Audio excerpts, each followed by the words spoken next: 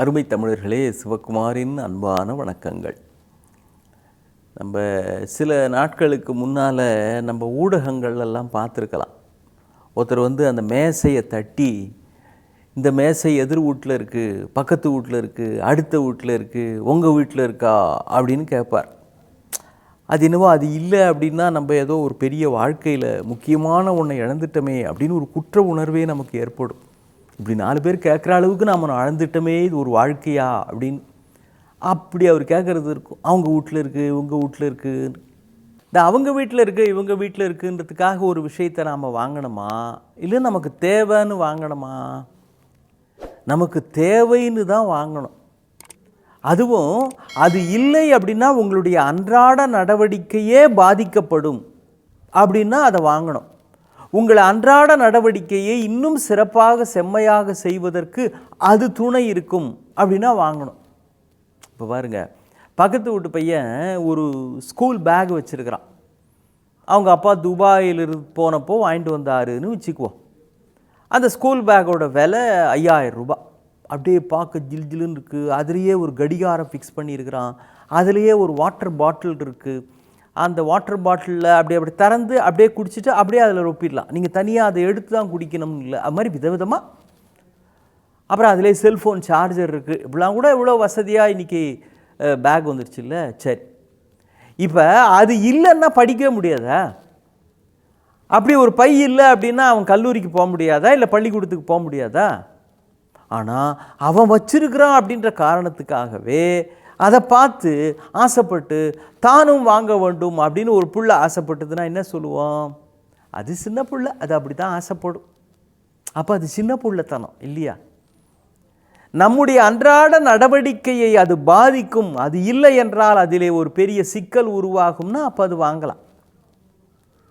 நாம் ஃபால்கன் மலர் போல் இல்லையே என்று ரோஜா மலர் வருந்துவதில்லை அப்படின்னு ஒரு அழகான ஆங்கில கவிதை என்னுடைய மொழிபெயர்ப்பு ஒன்று. ஃபால்கன் மலருங்கிறது வெளிநாட்டில் பூக்கக்கூடிய மலர். ரோஜா உங்களுக்கே தெரியும். நாம் அப்படி இல்லையே அப்படின்னு ரோஜா என்றைக்காவது வருத்தப்படுமா? இல்லை நாம் ரோஜா பூ வருத்தப்படுற அளவுக்கு நாம் கெத்தாக இருக்கிறோம், நம்ம ரேஞ்சே தனி, வேறு லெவல் அப்படின்னு ஃபால்கன் மலர்கள் என்றைக்காவது தன்னை நினச்சி பெருமிதப்பட்டுக்குமா? ரெண்டும் கிடையாது. அதுவும் பாட்டுக்கு அது, இதுவும் பாட்டுக்கு இது. அப்படி இருக்கிறப்போ நாம் அப்படி இல்லையே, நாம் இப்படி இல்லையே, அப்படி இருக்கக்கூடாதுன்றதுக்காக தானே இறைவனே உன்னை இப்படி படைத்திருக்கிறான். அப்படி இருந்தால் உன்னையும் அதுபோல தானே படைத்திருப்பான்.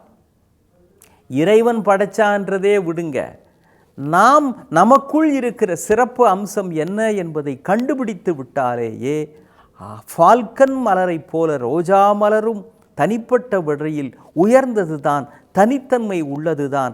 இதனுடைய மனம், இதனுடைய நிறம், இதனுடைய வடிவம், இந்த அழகு அதனிடம் இல்லை.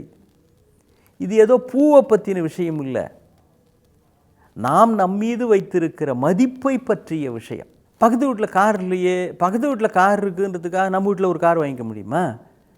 பக்கத்து வீட்டுக்காரரு 2 வீடு கட்டியிருக்கிறாருன்றதுக்காக நாம் 2 வீடு வாட்டணும்னு யாராவது யோசிப்பாங்களா? நமக்கு அது தேவை, அதனால் பிரயோஜனம் இருக்குன்னா வாங்கிக்கலாம். பக்கத்து வீட்டுக்காருக்கு பிபி கூட தான் இருக்குது, டயபெட்டிஸ் இருக்குது, அப்புறம் அவருக்கு கொலஸ்ட்ரால் இருக்குது. இதுக்காகலாம் நம்மளும் அதை வரவழைச்சிக்க முடியுமா? ஏன்னா பக்கத்து வீட்டுக்காரனை பார்த்தா ஒரு வாழ்க்கை வாழ முடியும். அவரே ஒருவேளை நம்மளை பார்த்து வாழற அளவுக்கு நாம் இருக்கணுமே தவிர, தாமஸ் ஆல்வா எடிசன் அப்படின்னு ஒரு மிகப்பெரிய அறிவியல் மேதை உங்களுக்கு தெரிஞ்சிருக்குங்க. அவருக்கு ஒரு குறிப்பிட்ட வயதுக்கு மேலே காது கேட்பது அப்படின்ற அந்த கொஞ்சம் மந்தமாயிட்டே வருது. காது சரியாக கேட்க மாட்டேங்குது, அடைச்சா மாதிரி இருக்குது. அந்த காலத்தில் பெரிய ட்ரீட்மெண்ட்லாம் அவர் காலத்தில் கிடைக்கல. அவர் சரி கழுதை கிடந்துட்டு போட்டோன்னு விட்டுட்டார். அவர்கிட்ட போய் கேட்டாங்க, இது மாதிரி காது கேட்காமல் இருக்கிறதுன்றது உங்களுக்கு எப்படிங்க இருக்குது, இது பரவாயில்லையா, ஒரு சயின்டிஸ்ட்டுக்கு எவ்வளோ தூரம் இது முக்கியம்னு அவர் பிரமாதமாக ஒரு பதில் சொல்கிறார் பாருங்க. இப்படி கேட்டால் அந்த கேள்வி மட்டும் அவர் காதில் எப்படி விழுந்துன்னு தெரியல. அதனால் அவர் சொன்ன பதில் இருக்கே அது ரொம்ப முக்கியம். அவர் சொல்கிறாரு, இப்போ தாங்க ரொம்ப நிம்மதியாக இருக்குன்னார். என்னங்க நிம்மதி? ஆமாங்க, நான் ஆராய்ச்சி பண்ணிக்கிட்டே இருக்கிறப்போ பக்கத்தில் யாராவது வந்து கச்சாங்குச்சான்னு 4 பேர் பேசிக்கிட்டு இருந்தாங்கன்னா எனக்கு அதெல்லாம் பிடிக்காது. எனக்கு அது தொந்தரவாக இருக்கும், எனக்கு அது ஒரு பெரிய டிஸ்ட்ராக்ஷன். ஆனால் இப்போ பக்கத்தில் 4 பேர் பேசுகிறானா, 4 என்ன 10 பேர் பேசுங்கப்பான்னு சொல்லலாம் போல் இருக்குது. ஏன் அவன் எவ்வளோ பேசினாலும் எங்கள் காதில் விழ. அது எனக்கு ஒரு தொந்தரவாகவே தெரியல. அது மட்டும் இல்லை, முந்திலாம் இங்கே பேசாத, வெளில போய் பேசுங்க, நான் டியூட்டியில் இருக்கேன், ரிசர்ச் பண்ணிக்கிட்டு இருக்கிறேன், என்னை டிஸ்டர்ப் பண்ணாதீங்கன்னா அவங்ககிட்ட சல்லு புல்லுன்னு எரிஞ்சு விழுவேன். இப்போ அதுவும் இல்லை. அவங்க பேசுகிறது என் காதில் விழாததுனால நான் அவங்களையும் எரிஞ்சு விழறதில்லை. அதனால் எங்களுக்குள்ளே இருக்கிற அந்த உறவும் எந்த வகையிலும் பாதிக்கப்படுவது இல்லை. அருமையான பதில், அருமையான பதில். அதை விட முக்கியம், என் ஆராய்ச்சியில் அவ்வப்பொழுது யாராவது வந்து குறை சொல்லி கொண்டிருந்தால் முன்பெல்லாம் எனக்கு கோபம் வரும். இப்பொழுது அவர்கள் குறை சொல்வது என் காதில் படுவதே இல்லை. நான் இலக்கை நோக்கி வெகு வேகமாக செல்ல முடிவதற்கு இது மிகப்பெரிய துணை இருக்கிறது. எனவே இது எனக்கு கிடைத்தது மிகவும் மகிழ்ச்சி தான் அப்படின்னார். அப்பா, அந்த ஆட்டிடியூடு எப்படி இருக்குது பாருங்க. ஐயோ ஆண்டவன் என்னை சோதிக்கிறானே, காது இல்லாமல் போச்சே, அப்படி வருத்தம் இல்லை. இதில் என்ன நல்லது? எந்த தீமைக்குள்ளும் ஒரு நன்மை உண்டு, புயல் மையம் கொண்டால் மழை மண்ணில் உண்டு அப்படின்னு நம்ம கவிப்பேரரசு வைரமுத்து எழுதியிருப்பார் ஒரு பாடல். புயல் வந்துருச்சே அப்படின்னு நம்ம வருத்தப்படுறோம். ஆனால் மழைன்னு ஒன்று பெய்யும் இல்லைப்பா, மழை பெஞ்சாதானப்பா பூமியில் பயிர் பச்சையெல்லாம் விளையும். அப்போ அதுக்குள்ளே ஒரு நன்மை இருக்குல்ல, அதை எடுத்துக்க. தாமஸ் ஆல்வா எடிசன் நமக்கு அதை காட்டுகிறார். ஃபால்கன் மலர்கள் ரோஜா மலர் மாதிரி இல்லையே என்று வருத்தப்படுவதில்லை, ரோஜாக்களும் ஃபால்கன் மலர் போல் இல்லையே என்று வருத்தப்படுவதில்லை. ஒவ்வொருவருக்கும் ஒரு தனித்தன்மை உண்டு.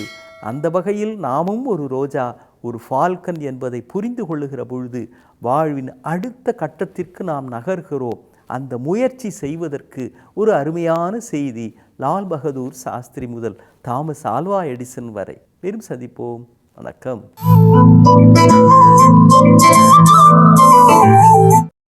இன்னும் பல வீடியோக்களை காண சன் லைஃப் சேனலை சப்ஸ்கிரைப் பண்ணுங்க.